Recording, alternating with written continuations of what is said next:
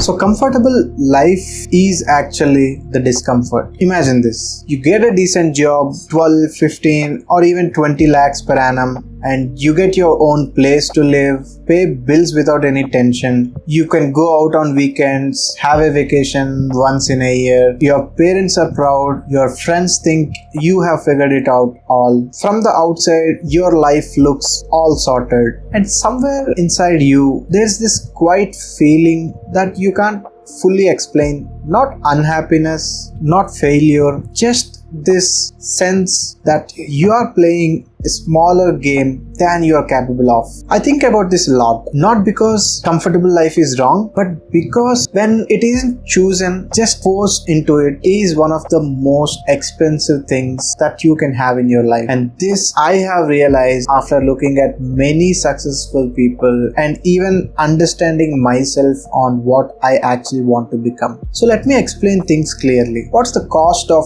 being comfortable? In 2025, typical family of 4 people in a tier 1 city like Bangalore, Mumbai or even Hyderabad, they need at least 15 to 20 lakh per annum to live what we call it as middle class comfortable life. Not rich, just comfortable by covering your school fees, rents, EMIs, your vacations, your weekend plans, everything. Now think about what happens on a 15 lakh salary after tax, where you are not saving much, you are not investing much, you are just sustaining your life with that salary. And that's fine. If you only want that in your life, that's okay. But here's what most of the people think about it. Inflation in India runs somewhere at 6 to 7% a year. So your cost of living roughly doubles after 12 to 15 years. Comfortable life right now costs twice as much as after 12 years. So the same lifestyle but twice the money. And you're still on salary where someone else decides whether the income should double in next 12 years or not. In the world of AI, no one can guarantee you that they will be paying you salary consistently, because most people plan for just next month and almost no one plans after 12 years what you want to be. And the ones who do, the ones who starts building something along with your job, who start taking their future seriously while they still have time, they are not some genius brains. They just made one decision earlier that everyone else are not taking. The decision to not let your life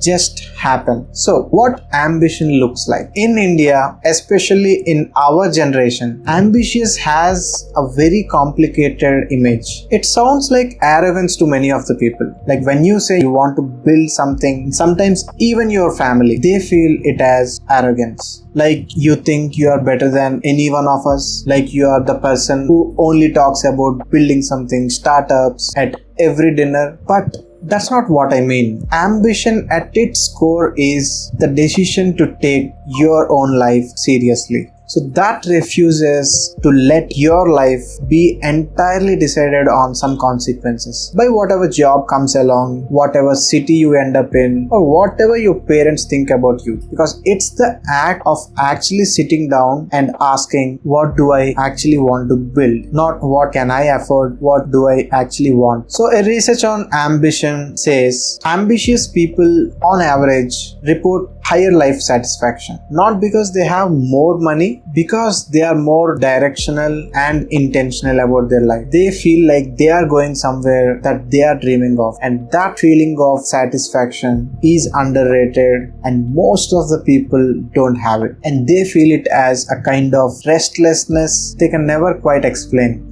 I honestly believe in people who actually grew from nothing and reached the top 1% in any field. It can be a comedian, it can be a professor, it can be an advisor, it can be a YouTuber. So I think the 1% is the of ambition, not wealth. So it's just the percentage of people who at some point in their 20s or 30s made a real decision of building something on their own, or decided what they actually wanted in their life to become, like a top doctor, engineer, a top professor, a top consultant, whatever it might be. But they decided it and then didn't take it back. And that's it. That's the whole point. Not smarter, not luckier, not from a rich family or something. Just decision at right time. And what's interesting in India is the numbers actually support this statement. 16 million people enter job market every year in India. About 10% of people end up in formal jobs. And within that number of people who are seriously building something on the side of the job, something of their own, is